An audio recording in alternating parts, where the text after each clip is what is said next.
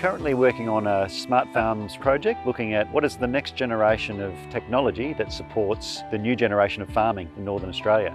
We're working with Indigenous organisations across Northern Australia to manage large unmanaged herds. So not like a farm, but the huge amount of stock that's not being managed at the moment. That includes feral buffalo and wild cattle.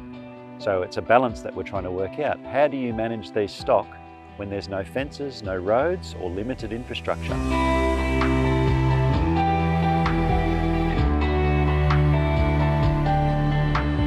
The intent of this project, and we're working currently with Akpunangtham on the west coast of Cape York Peninsula. So we're out on Wick Country, south of the Archer River, and out here APN wants to re-establish a cattle industry. I think back in the day they used to have a cattle camp at Wathanin. The old TOs, if you like, they passed on and they did cattle work in their years as well, I think. Most of the cattle industry here was run by Wick people in the past. So there's still a long history and people still have a desire to be part of the pastoral industry. The cattle industry had up to 60,000 head on this country, which is hard to imagine when we think now on the main managed section there's probably about 2,000 head.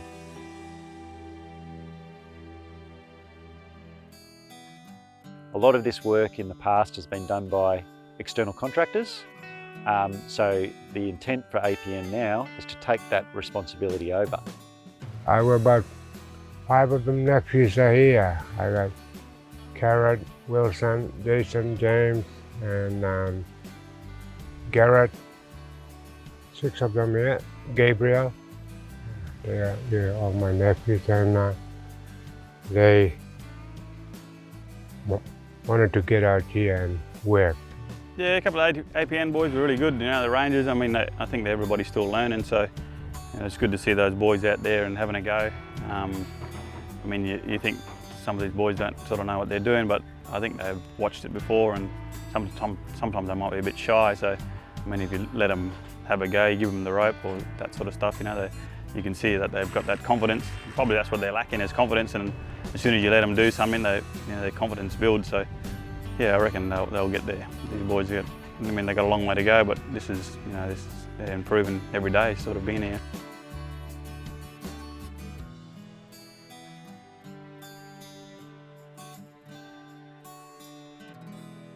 I think it benefits everyone, really, with the cattle industry. Probably more work for countrymen back home and manage their own business when they go or come out to country and live in their land, and they might be able to benefit from that as well.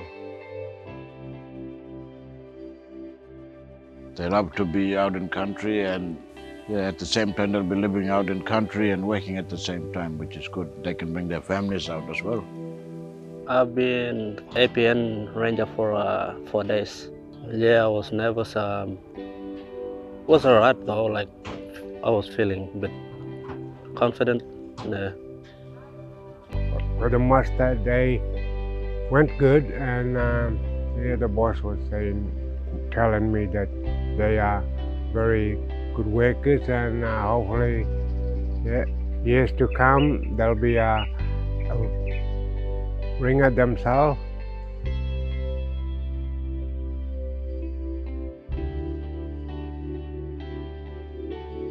The other thing is that we can do with our project is the use of technology to understand where those cattle are and where do they go across seasons. And this is really important when you don't have paddocks, because the transport logistics and the mustering logistics change when you don't know where animals are.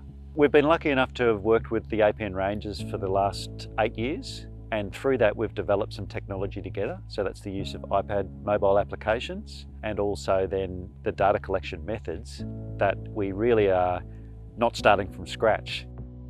We set up cameras to take some photos that hang underneath a helicopter. We used an iPad application to do cattle surveys, and it really was pretty much immediately the rangers got that method. My understanding now is that APN can do these surveys independently after this trip.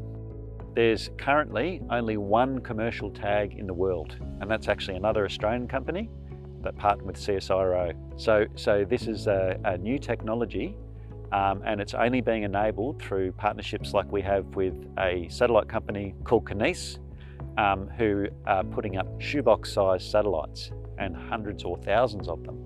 So this is really an interesting project in that sense, because we're introducing new technology into some of the most remote places in Northern Australia at the cutting edge of the Australian space industry, and we're right at the front of it. So usually what happens is Indigenous groups are the last people to get access to technology. Here we're leading the way, working in partnership with Indigenous organisations. We're here trying to work out if we can optimize the mustering activities that takes place on these lands, using a combination of animal tracking data, remote sensing, satellite data, and on-the-ground sensors as well. First thing we need to do is find some vehicles that'll be participating either in the muster or heading out doing some cleaning up of the bulls. Put a GPS tracker on those vehicles, as well as what's called an accelerometer, which kind of gives us a measure of the acceleration of the vehicle, the bumpiness of the road that they're traveling on, as well as, kind of the condition of the roads. At the end of the day, we download all that data and we bring it back to the lab to do some analysis on. So the first thing we want to do is just get an idea of how the mustering takes place, and then we can look for small improvements in that using remote sensing data to get an idea of where vehicles can get through to particular areas.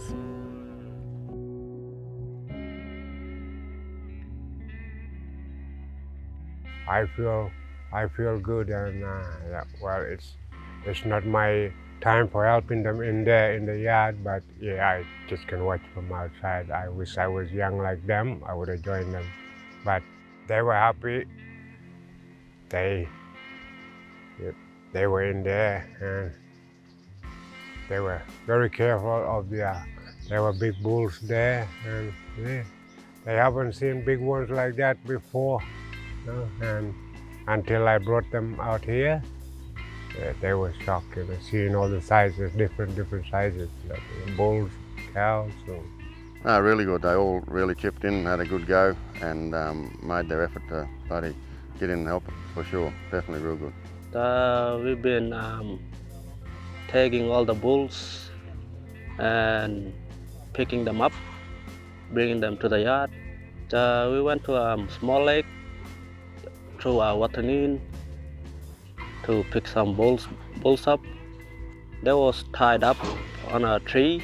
My job was holding the ropes and tagging the bulls. All the boys went out. We all went there and chucked it on the trailer. Yeah. Once we put them in the yards, we'll draft them up, draft all the cows and calves off, process them, and then the sale cattle, any sale cattle we're going to sell, we'll pull them aside and then bring them back around as we're doing now, and they get a nils tag and branded to make sure they're all right for the trucks to truck them out. We're going to have 7 trucks tomorrow. They're only allowed to carry 4 decks out of here, so there'll be 7 trucks tomorrow to come in, yeah. Well, we're going to go and muster go to Kentrang and start from there and work our way back to do the next couple of days, 2 to 3 days muster, and then we'll process them, put them through the yards like we are doing now, and draft the sale cattle out and truck them, yeah. The main reason we use the 2 helicopters so they can work together and cover a lot of country, and it makes it a lot quicker for us to get a lot of country done. All the bikes and all that stuff, we need so many bikes and that to get around, as out there is not very accessible to vehicles and all that sort of stuff, so we use the quads and the side-by-side so we can cart water and food and all that stuff so we can get around out there, yeah. I was reflecting yesterday after seeing this amazing effort that everyone's put in, all of these people coming together, the result of cumulative impact over the last 10 years. The investments by people from Arakoon, the WIC people, their partners, and the federal and state government in building the capacity of people here to manage something like this. These investments don't lead to changes straight away, it's incremental change, and then you can see big changes like we're seeing right now. For this project, it's about not only working out how do you go out and catch 1,000 head of cattle, but how do you embed technology into that mix so that we're catching up with the future right now. The Smart Farms project's going to give us the opportunity to embed leading edge technology in some of the most remote places in Northern Australia. So here we are at APN. We've just worked out that we can catch 1,000 head. We've got to tag 500 of those next year, and that'll then start the journey of being able to build out the next generation of tools that are going to support the difficult decisions that WIC people need to make about how they manage this country. It's about balancing all of those different things: cultural governance, environment, how the impacts play out, but also how do you actually do this sustainably over time. And so as we move forward now, we'll be heading back up to Darwin and then heading down into Arnhem Land for the next phase of the project.